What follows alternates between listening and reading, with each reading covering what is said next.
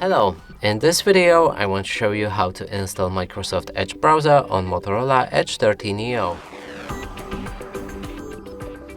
So to do this, we'll need to open up our Google Play Store. Here find app called Microsoft Edge.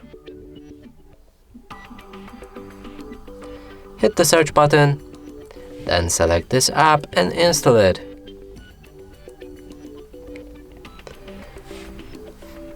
After installation process is complete, you should be able to open it. Now let's begin the setup. So you can sign in to turn on synchronization or add account, sign in right here. Let's do it later. You can set up for data sharing preferences, set Microsoft Edge as a default browser, and finally we can start browsing. So now let's move on with shopping, for example.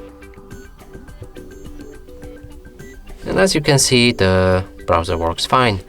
And that's it for this video. Hope you like it. Please consider subscribing to our channel, leave a like and a comment below.